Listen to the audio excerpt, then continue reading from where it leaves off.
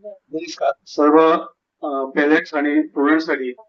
आज आपण आता प्रोसेस पाहणार आहोत की कशा पद्धतीने आपल्याला आपल्या आयडी मध्ये जी सीट अलाउड झाले ती फ्रीज करता येईल किंवा फ्लोट करता येईल. त्याच्यासाठी आपल्याला सगळ्यात आधी आपला लॉग इन आयडी आणि पासवर्ड घ्यायचा आहे.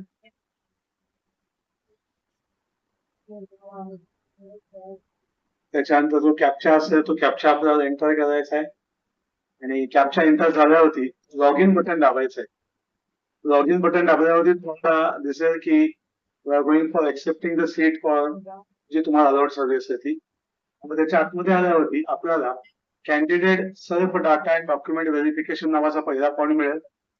सेकंड पॉईंट मिळेल candidate seat acceptance. Third point मिळेल सीट एक्सेप्टन्स पेमेंट ऑफ 1000. तर स्टार्ट करूया आपण. Candidate self data and document verification पूर्ण करण्यासाठी आपल्या स्टेटसला click here to complete button दाबावं लागेल. हे बटन दाबल्यावरती आपल्याला सगळ्यांना चेक करायचंय की आपला नाव बरोबर आहे, आपलं मेल, आपलं बर्थ डेट बरोबर आहे, आपलं फॅमिली इन्कम आपण जे दाखवलं ते बरोबर आहे, आपली कास्ट बरोबर आहे. हे जे मेन महत्वाचं असतात. आपला जो जुना मेरिट नंबर होता तो मेरिट नंबर आहे. आणि मग याच्यानंतर आपल्याला पुढे जायचंय. त्याच्यामध्ये आपल्याला याच्यात जाऊन correct verify candidate type, verify home type, जे तुमचा डाटा बरोबर असेल तो सर्व डाटा तुम्हाला याच्यामध्ये करेक्ट जर बरोबर असेल तर तो ई त्रुटीने केल्यामुळे आपल्याला याच्यातून करायचा आहे. बरोबर. तर आता मी हा माझ्याकडून राहिला होता, आता आपण तो पण सिलेक्ट केला की तुम्हाला इथे पाहायला मिळेल की या सर्व ठिकाणी करेक्ट असा ऑप्शन आहे आणि स्टेटस मध्ये सगळं करेक्ट करेक्ट आलेलं आहे. म्हणजे याच्यामध्ये आपली एसएससी चे पर्सेंट पण बरोबर आहेत, आपले इंग्लिशचे मार्क बरोबर आहेत, आपले एसएससी सायन्सचे मार्क आहेत, एसएससी मॅथ्सचे आहेत, आपली कास्ट आहे, आपला होम डिस्ट्रिक्ट आहे. या गोष्टी ज्या आपण पहिल्या बेसिक भरल्या होत्या त्याच त्यांनी बोर्डाने रिप्रोड्यूस केलेल्या आहेत आणि आपण ते पाहिलंय. त्याच्यानंतर कास्ट सर्टिफिकेट जे आपण मेन्शन केलं होतं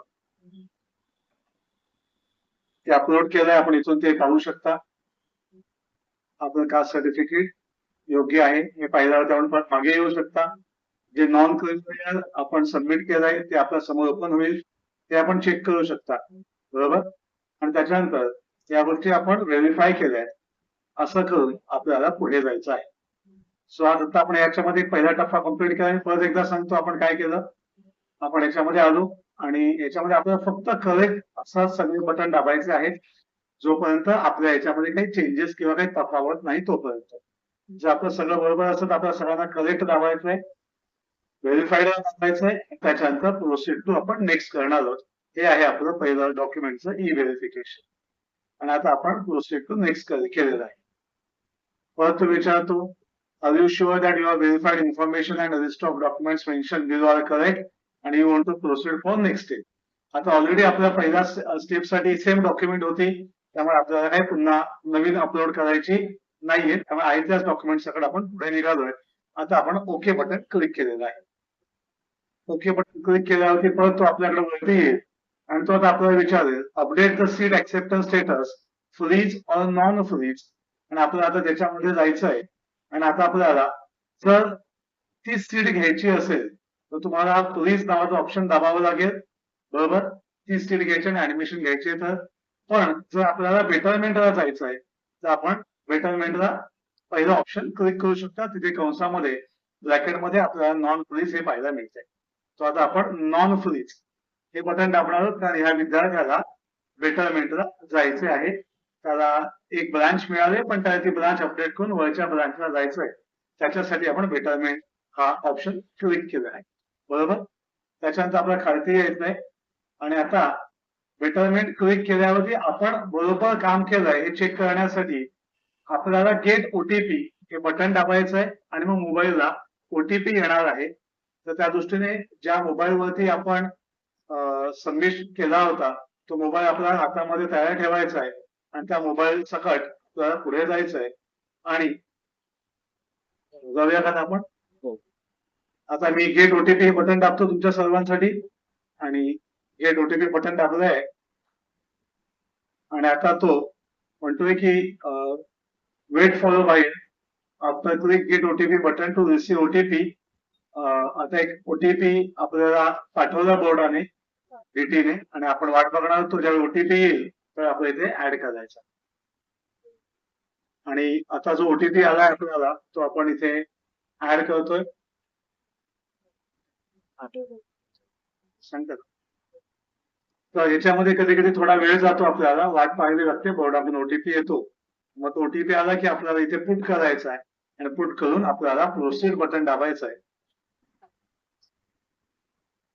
सध्या थोडा वेळ लागतो आपल्याला, तर आपण इथे 2 मिनिटं आपलं रेकॉर्डिंग थांबवणार आहोत, पॉज करणार आहोत आणि पुढच्या पार्ट मध्ये आपण ओटीपी टाकून प्रोसीड करणार आहोत.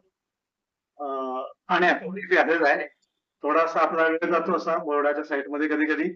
So it is just a normal part. कधी लगेच येतात, कधी थोडा वेळ जातो. आता जस्ट ओटीपी आलेला आहे आणि मी तो ऍड करतोय आणि आता आपण प्रोसीड हे बटन दाबणार आहोत.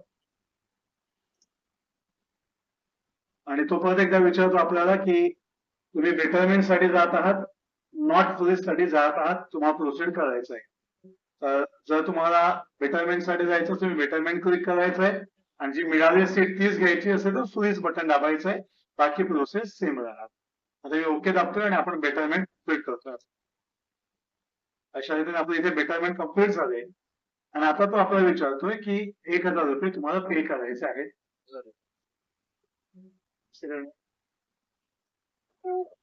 जीपे आहे का? मग